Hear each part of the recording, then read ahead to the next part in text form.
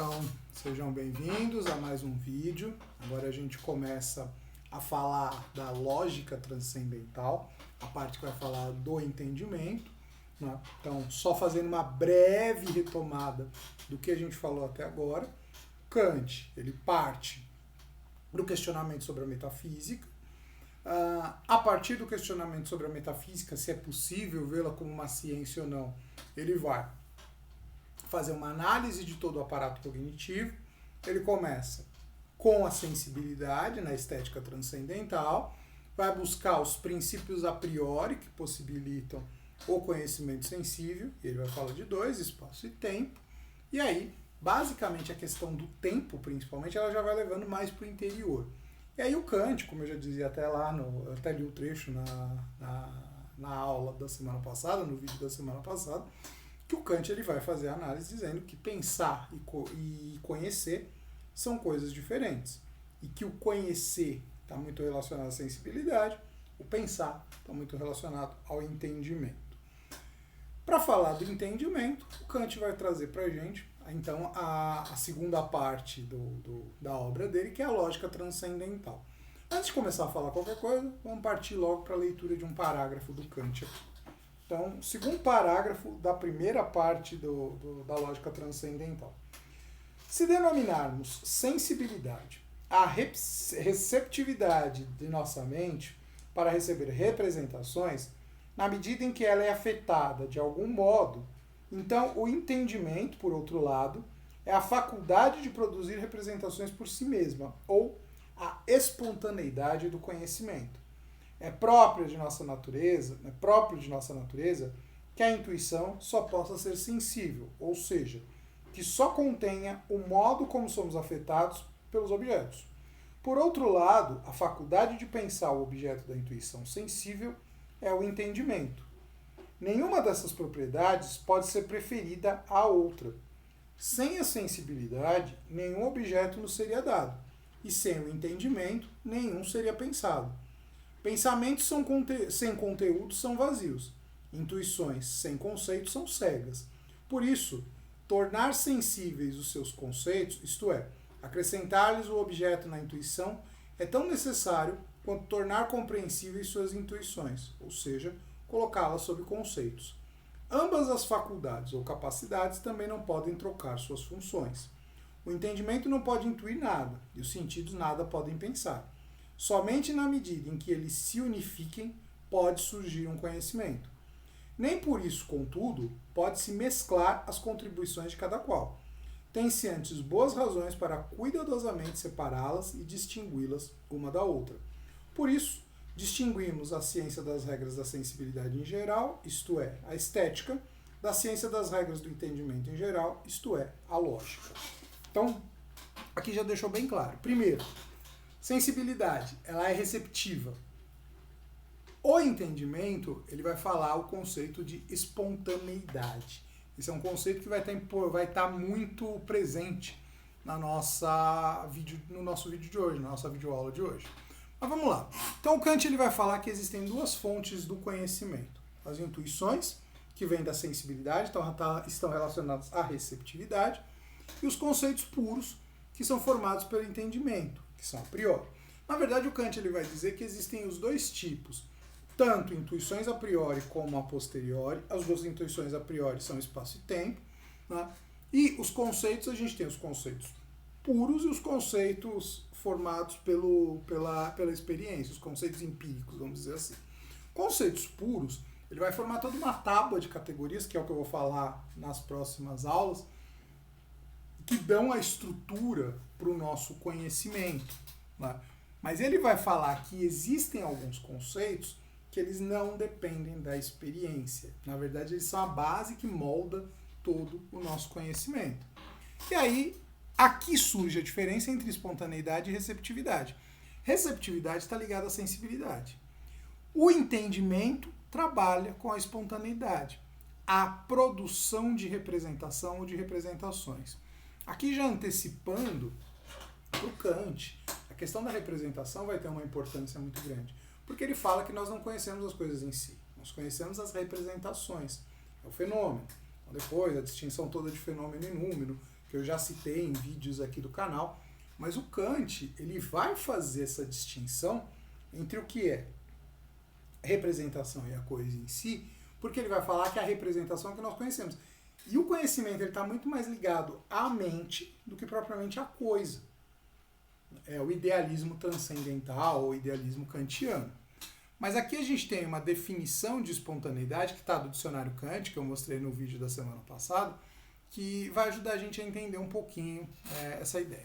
A função da espontaneidade é combinar o múltiplo dado pela sensibilidade ou sintetizá-lo na produção da experiência.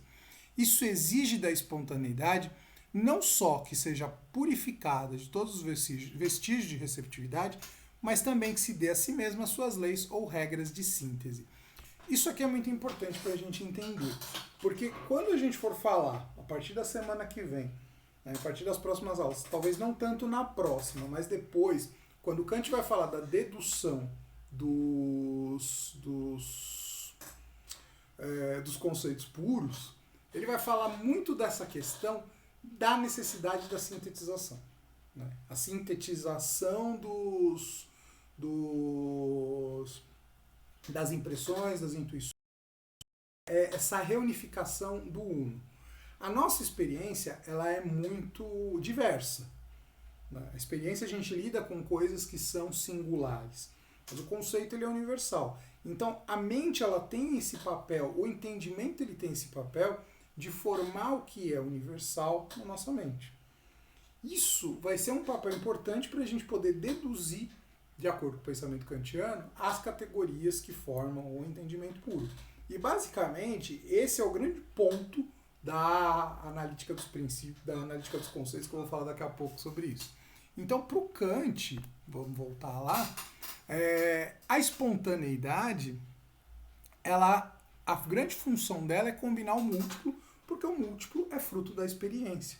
Então, no nosso dia a dia, a gente tem experiência das diversas coisas, mas o que nos permite unificá-la é o entendimento. Isso, de alguma forma, o Kant está aqui, eu estou suando aqui, gente. O Kant está aqui pensando no que ele está, de alguma forma, chegando no meio termo entre o empirismo e o inatismo, lá, pensando muito no que já dizia o Platão. Então, para o Platão, vamos lá, as ideias elas estão no mundo lá das ideias e o mundo real ele é permeado das experiências e tal, e a experiência não nos leva ao conhecimento. O Kant está pensando na mesma coisa, mas é óbvio que ele está cortando o mundo das ideias e tudo mais, até porque ele é um antimetafísico. Né? Então ele vai dizer que o que faz esse papel da unificação, ele não é só a experiência, não é só a sensibilidade, não é só a empiria. Ele é, na verdade, formado pelo entendimento. São essas estruturas a priori que existem na nossa mente que nos permitem unificar. E que aí vão permitir essa organização do conhecimento. Aí o trecho que eu li terminava falando que a parte que lida com o entendimento é a lógica. Então o Kant vai se inspirar na lógica aristotélica para chegar na lógica transcendental. Vamos lá. Falando de lógica, então, para a sensibilidade, a estética transcendental, para o entendimento, a lógica transcendental. Então, a lógica, né? Lógica é uma ciência ou uma área da filosofia, uma área do pensamento que ela está relacionada a compreender a estrutura dos pensamentos, ou a estrutura do raciocínio, né? Ela vai pegando as unidades que formam o raciocínio para a gente poder entender a estrutura do raciocínio. E basicamente, se a gente for parar para pensar, existem 3 grandes estruturas que formam a lógica. Mais para frente eu pretendo fazer um vídeo sobre lógica. O próprio Kant tem um livro sobre lógica. Quem sabe talvez eu faça uma análise. Depois que eu fizer as 3 críticas, eu faço uma análise. E muito do que o Kant faz ali é retomar o que já tinha sido falado da lógica desde o tempo do Aristóteles. Mas a lógica, ela tem 3 partes. Ela tem 3 grandes tijolos aí, que são a construção dela. É o conceito, o juízo, que é a associação do conceito, e o silogismo, que é a associação dos juízos. Então, Quando eu falo, por exemplo, pedra, eu tenho um conceito. Quando eu falo a pedra é dura, é um conceito, é um juízo. Quando eu falo toda pedra é dura, o granito é uma pedra, logo o granito é duro, isso é um silogismo. Então, a lógica ela vai lidar muito com a estrutura do pensamento. É uma análise da forma do pensamento, como se dá os juízos e raciocínios. O Kant vai tentar pensar numa lógica transcendental, algo que não dependa da experiência. Como eu já disse várias vezes nos vídeos anteriores, transcendental é tudo aquilo que está livre da experiência, que não dependa da experiência, mas pelo contrário, é que dá base à formação do pensamento a partir da experiência. Bom, a lógica, isso é um fato, né? Desde lá do pensamento aristotélico, a lógica ela não tem uma preocupação com a verdade. Em que sentido? Né? Então tá ali, pulando ali para o final, né, do que está no slide. Verdade é a adequação do conceito à coisa. Então, quando eu tenho uma determinada ideia, a minha ideia, eu vou dizer se ela é verdadeira ou não, se ela se adequa àquela coisa, àquele determinado objeto, àquela determinada realidade que eu estou me referindo a ela.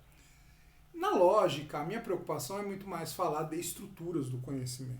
Eu não tenho tanta preocupação em dizer se o conhecimento, se uma determinada expressão, ela é verdadeira ou falsa. Por exemplo, vamos lá. Vou partir aqui de um silogismo. Todos os relógios são azuis. Esse é um relógio, logo, ele é azul. Do ponto de vista lógico, o que eu disse tem todo sentido. A estrutura está pensada. Eu parti de uma premissa, todos os relógios são azuis, ela é uma premissa universal, uma proposição universal. Eu parto de uma segunda expressão, que ela é singular, eu estou falando de um ser, de uma proposição singular, tem um termo médico, que é relógio, e aí eu chego na conclusão. A questão é que a lógica, ela está, como eu disse, preocupada com a estrutura, ela não está preocupada propriamente com a verdade. Eu vou analisar se um juízo ele faz sentido, se ele é lógico, se ele é válido ou não, se ele segue as estruturas, mas não necessariamente se ele condiz com a verdade ou não. Aí o Kant vai, então a lógica não tem preocupação com a verdade, ela não trata do conhecimento, quem vai falar de verdade é a epistemologia, mas ela é importante para a estrutura, então é importante entender a estrutura de um raciocínio. As regras da lógica, elas vão lidar com a formação do raciocínio. Não necessariamente vão ter a preocupação em dizer se aquele raciocínio é verdadeiro ou não. E aí o Kant ele vai dividir a lógica em duas partes, né? Em duas formas de se olhar a lógica. A analítica, que é o estudo das estruturas da lógica em si. Então, quando eu vou fazer a análise para dizer se um juízo é válido, se um silogismo é válido ou não, isso eu estou simplesmente fazendo a analítica. A dialética é quando o Kant vai trazer essa oposição conhecimento-objeto ou raciocínio-objeto. E aí sim a gente está falando de lidar também com a verdade. Então, o estudo da lógica na relação com o objeto, ela passa pela dialética.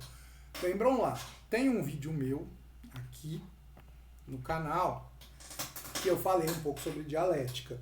Eu parto ali muito da visão hegeliana de dialética. Vou deixar a indicação aqui no card aqui em cima. A visão hegeliana de dialética, apesar de Hegel ser praticamente o primeiro filósofo pós-Kant, se a gente for falar o primeiro grande filósofo pós-Kant, Hegel não é Hegel não está seguindo aqui a mesma ideia. Embora aqui a gente também tem dialética também como oposição, pensamento, verdade. É isso que o Kant está querendo colocar aqui pra gente. E para já concluir, porque aqui é só uma introdução praticamente da dialética, da lógica transcendental. Então, a analítica transcendental, então o Kant ele vai falar Isso aqui, quando ele fala de analítica e dialética, voltando lá no slide anterior, ele está falando da lógica em geral, mas quando ele vai falar de lógica transcendental, porque, óbvio, no Kant tudo tem que ter esse transcendental, o que não é da experiência, o que é da experiência, essa é sempre a grande preocupação, talvez a grande chave de leitura da crítica da razão pura, o que a gente atribui à experiência, o que é a priori, ou seja, o que não depende da experiência, e além de não depender dela, dá condições para se formar. Então a analítica transcendental é a parte que vai estudar a composição, né, a estrutura da lógica transcendental em si. E ele vai falar que existem a analítica transcendental. Ele vai falar tanto de uma analítica transcendental quanto de uma dialética transcendental. A analítica transcendental ela vai ser dividida em 2 livros. Né, a analítica dos conceitos e a analítica dos princípios. A partir do próximo vídeo, a gente começa a falar da analítica dos conceitos, que é quando ele vai deduzir os conceitos puros. E depois a gente vai falar da analítica dos princípios. Então, ou seja, para o pensamento kantiano, o Kant ele é muito... ele deixa muito claro a estrutura de pensamento que ele está tentando seguir. Então ele vai fazendo toda uma divisão bem metódica mesmo. Ele parte ele parte lá da sensibilidade, parte para o entendimento, vai analisando esse entendimento, vai esmiuçando até chegar nas faculdades maiores, como depois ele vai falar. E aí, agora ele está falando da dialética transcendental, ou falando da analítica transcendental, ele vai deixando claro que qual que é a preocupação? Tentar entender quais são as regras da formação de conceitos na nossa mente, no nosso entendimento como aquela estrutura que é responsável por pensar, como que essa estrutura da nossa capacidade cognitiva, ela vai gerar os conceitos para que a gente possa chegar ao conhecimento. Basicamente, é isso que eu queria mostrar nesse primeiro vídeo falando da lógica transcendental. A partir da próxima sexta-feira, a gente fala aí sobre a analítica transcendental propriamente dita. Então, com isso, eu encerro esse vídeo.